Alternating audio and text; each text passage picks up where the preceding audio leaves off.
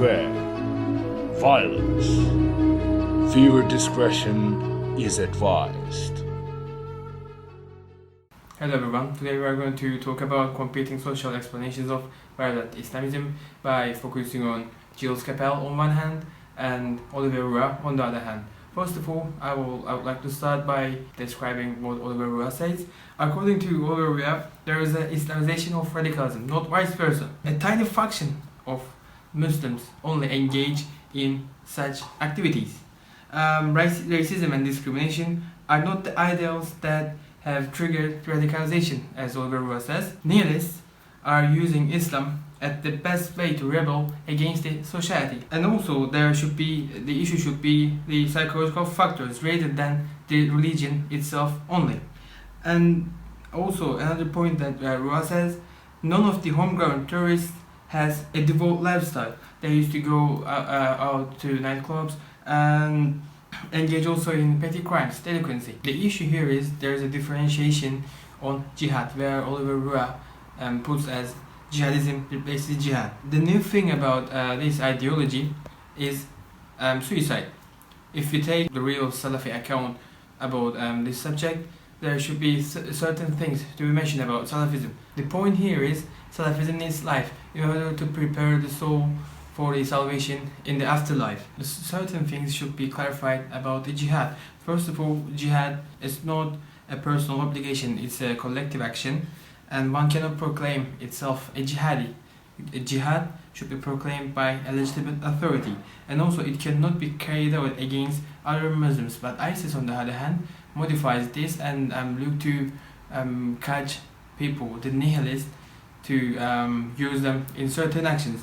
And I think it's also important to talk about so-called jihadists and how they approach the issue, the nihilism. The thing here is there is a rebel against custom and also society, and ISIS uses this factor to somehow facilitate its activities by using these people in Europe and in the West. And also the other point about jihadists, like these people are radicals and they don't come from the place of jihad. None of them are from Libya or like Palestine. The thing here is they suffer others' pain. There is a construction of imagery. And another striking point is this: they radicalize immediately. Suddenly they radicalize, and this can be months before the suicide bomb action. And this is very interesting because it also shows that these people has nothing to do with religion. They're not devout at all. And also if we check their lives, it is always again they have dress habits like normal people. They don't dress like Salafis.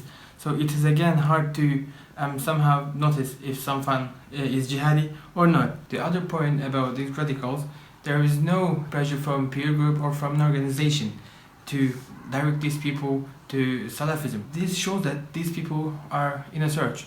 They search for the meaning of the life. These radicals use ISIS banner, somehow a guise or a mask for their actions, to legitimize their actions. Besides of people's nihilistic attitudes, ISIS has a stake in this case too.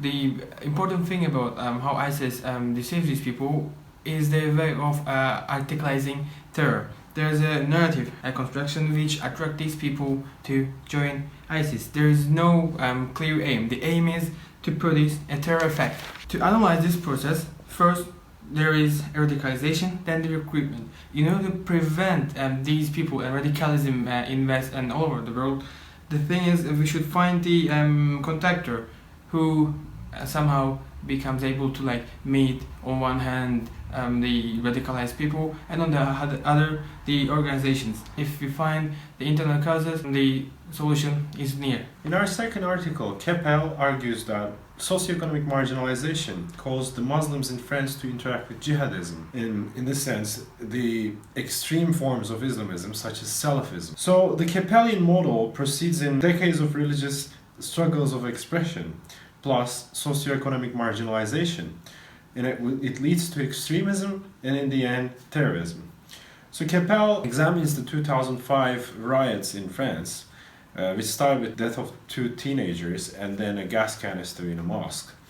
So he emphasizes in here that the children of post-colonial immigrants played an important role in these events. He creates this generation-based system. So the first generation of immigrants were to build mosques, so they tried to establish places for their prayers. And the second generation of immigrants tried to counter the effects of French education system, which is strongly secular. And they fought for causes such as hijab in public places.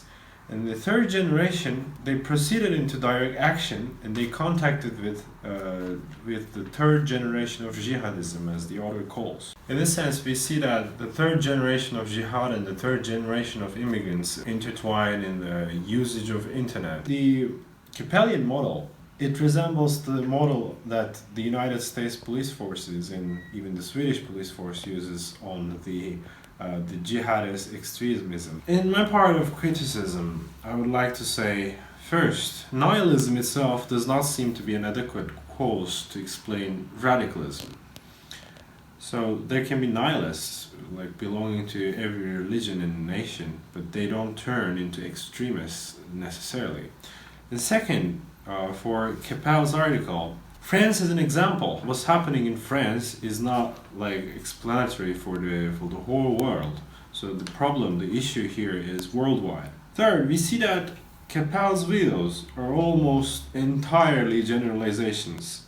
First, he says jihadists, Salafists, generations, and he even uses the word New French Islam. Likewise, it's a phenomenon that covers everyone that has an Islamic descendants in France. Fourth, Roy's way of thinking on evolution of jihadism from being a state-led phenomenon to a personal struggle is interesting and illuminating, much more than Capel's classical way of analysis. There's a fact that requires exploration.